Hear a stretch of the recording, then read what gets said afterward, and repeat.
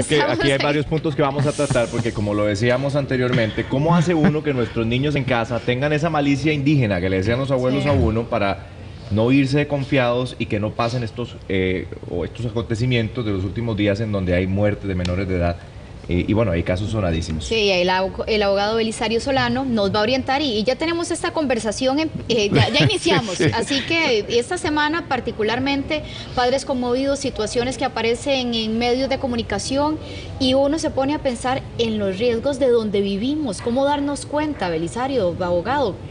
¿Cómo nos ponemos avispados? Sí, lamentablemente tiene que haber la muerte de alguien para ponernos a reflexionar sobre esto. Sí. Lo triste también es que pasan los días, una vez de que se va enfriando la noticia, volvemos a la vida rutinaria y no hacemos absolutamente nada. A mí me parece que es necesario tomar una serie de acciones con respecto al tema de los abusadores sexuales. O bien, no solamente voy a hablar del abusador sexual, vamos a hablar de la gente que se dedica al narcotráfico o de la gente que se dedica a robar. Yo creo que nosotros deberíamos en Costa Rica y en las municipalidades establecer esos mecanismos de saber con quién vivo. Si necesitamos saber quién vive a la par de mi casa, quién vive al frente de mi casa. Si nosotros, cada uno, nos preocupáramos por conocer quién es nuestro vecino, a qué se dedica nuestro vecino y qué tiene nuestro vecino, vamos a poder entonces a dar las primeras señales de alerta a las autoridades judiciales ante un eventual caso que tenemos que prever. Pero son reincidentes, o sea, es decir, uno conocía al sátiro del barrio que ya se ha convertido en depredador sexual, etcétera, etcétera, y generalmente cuando cometen un delito estos vuelven a reincidir, entonces uno dice, y lo peor es que se mueven del lugar, entonces uno nunca los va a poder identificar. Dijiste una cosa muy importante en las épocas nuestras, por lo menos en las épocas mías. Sí. Nosotros nos conocíamos y sabíamos quién era el ladroncito del barrio, quién era el sátiro del barrio, y nos comunicábamos y teníamos cuidado.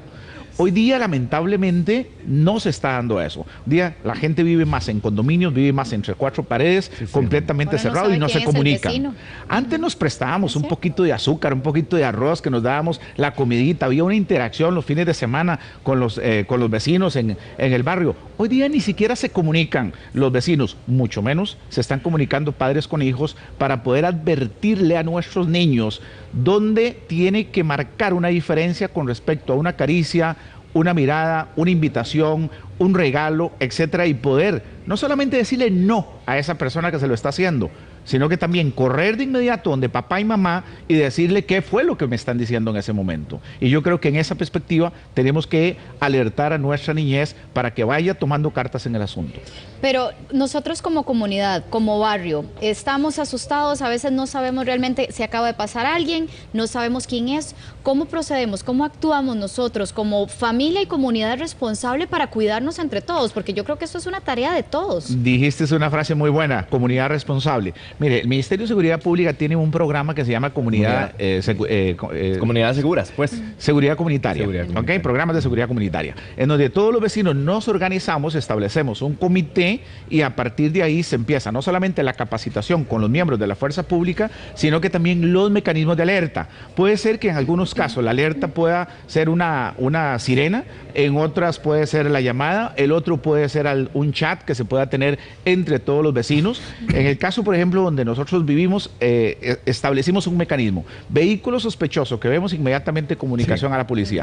Si no hay ningún minuto que se pierda, cualquiera de los 20 vecinos que estamos organizados tienen inmediatamente que comunicar si está entrando un vehículo que no es de los que regularmente uno puede ver en el barrio. Entonces aquí estos programas de comunidad de seguridad comunitaria son fundamentales.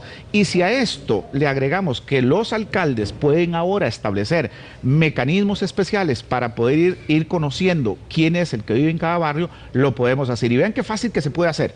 Usted tiene que hacer una declaración de bienes cada 5 años. Usted tiene que declarar su casa, tiene que ir a la municipalidad respectiva. Entonces, ¿por qué no agregarle ahí quién es el que vive ahí? ¿Con quiénes vive ahí? ¿Qué son ¿cómo se llaman? Los bienes muebles e inmuebles que usted tiene. Y incluso hay en algunas ciudades del mundo en donde se ha establecido esto, que usted tiene hasta que reportar la línea de teléfono de la casa, los teléfonos celulares que usted tiene y la obligación de si cambia esos teléfonos tiene que modificarlo. Y si usted se va del barrio tiene que notificarlo. Y si usted llega nuevo al barrio, igualmente tiene que notificarlo a la municipalidad. Y eso no viola derechos humanos. Pero también hay dos realidades que uno tiene que poner sobre la mesa. Por ejemplo, el caso del pequeño en Guásimo. O sea, él va y le dice al papá, me da permiso de ir a jugar, como hace uno naturalmente, y les da la autorización, pero lo engatusan aparentemente con el gato.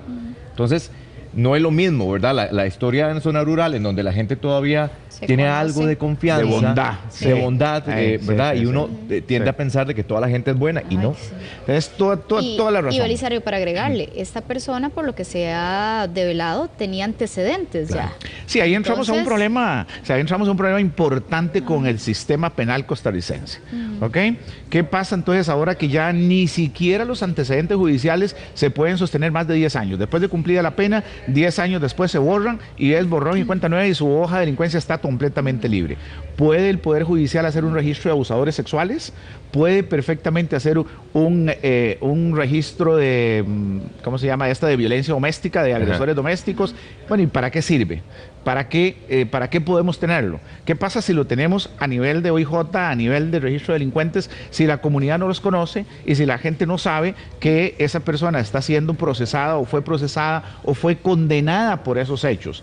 Ahí es donde entra en juego el tema de la constitucionalidad y de los derechos humanos en este caso, de los agresores. Con estas políticas criminales que más bien están sacando delincuentes a la calle, ¿verdad?, para vaciar las cárceles, se está anteponiendo el interés personal, el interés de la seguridad colectiva, de todos los ciudadanos ante este tema de hacinamientos y de condiciones infrahumanas que se dan en la cárcel. Pero alguna gente, esto choca, Douglas. Las comunidades sí están pidiendo eso, poder identificarlos, tener un registro, y por otro lado hay otro sector que dice, no, eso, ¿por qué? Porque una persona tiene que estar expuesta por un error que cometió. Pero perdón, pero yo en mi barrio quisiera saber quién es mi vecino. Y si yo tengo un violador y un abusador de menores, yo quisiera saberlo.